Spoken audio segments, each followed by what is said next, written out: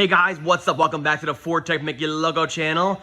So today's video is going to be a bit of a warning video for those of you out there that are considering your options to undercoat your vehicle to prevent rust and keep them lasting as long as possible. This is why you do not want to use any kind of rubberized or tar-based undercoating. The kind I'm talking about is just like this.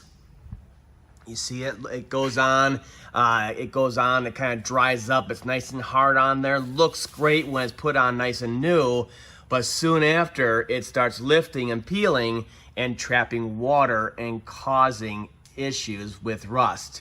Either it'll start new rust, or if there's any kind of minor rust like you see on the welds a lot, it'll accelerate it.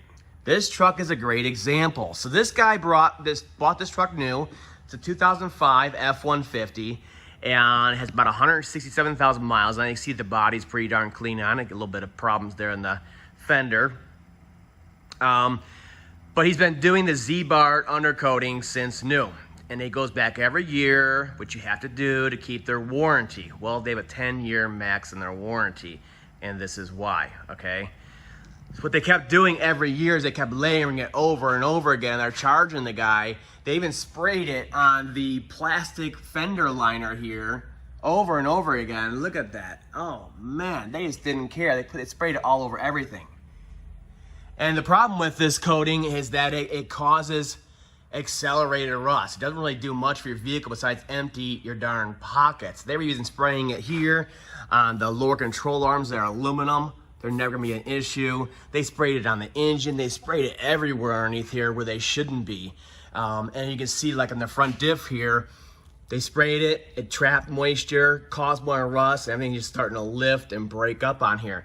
The worst part about it is the guy spent tons of money doing this, and it actually made the vehicle rot out faster, and now it's going to the boneyard probably, okay?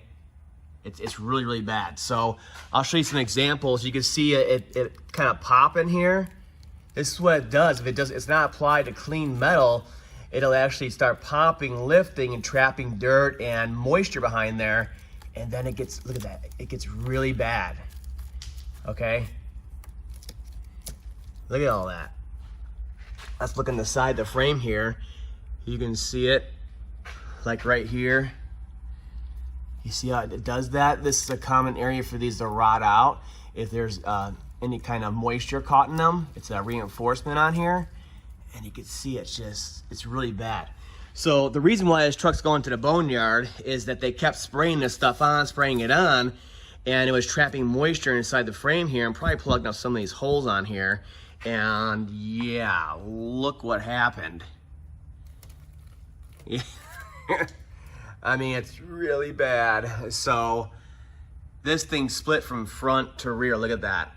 If I had a pick right now, I could poke right on through all that stuff. It's really bad. They even sprayed it on the straps for the fuel tanks, which again, usually these do not rot, not this generation anyways. And look how bad these are. You see how it's like splitting? It's like it's on the bottom of the Titanic, you know, the ocean floor, like the Titanic, you know? I mean, it's really bad.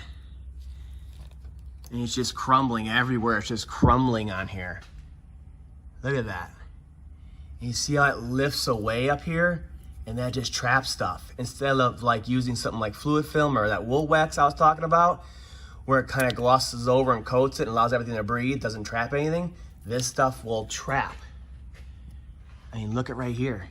Look at that. It makes it accelerate big time. They just kept spraying everything. Who cares? So yeah, this frame right here is just done for all the way down. And that's why it's going to the junkyard. Let's take a look. They sprayed the leaf springs back here. You see it all up in here.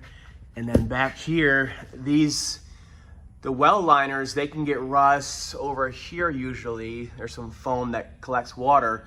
But over here, generally, they're okay. And look at that. I mean,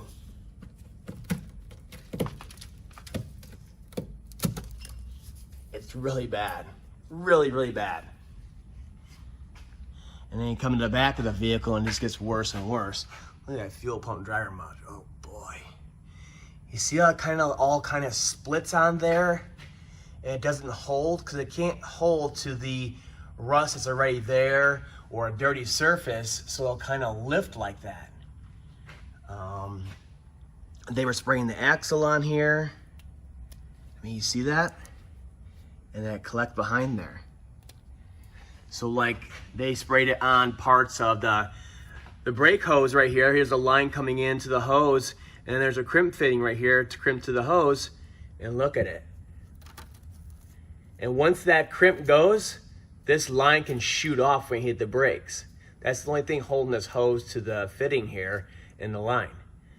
Yeah, so I mean, look at it back here. Really, really bad. So these trucks can rust and everything's fine, but that's pretty common, but this is extreme, all because that coating was applied to it. Even the differential cover here, they sprayed that. You can see it here. I mean, jeez. You can see all the layers they kept spraying on it. So again, these things do rust at times, okay? Usually around here or here, okay, they start rotting. Well, this was sprayed onto it and accelerated it, so I don't want to even do it. I could probably poke right through it. There's so many reasons why this thing should just go to the boneyard. But yeah, I figured I would show you guys why you do not want to get a rubberized or tar-like undercoating like this. They lift, they collect, and they accelerate the rust instead of actually protecting your vehicle. I mean, yeah, this should never happen. But that's all for now. I just want to show you guys that. This is a really good example of why you do not want to use those types of coatings to try to protect your vehicle.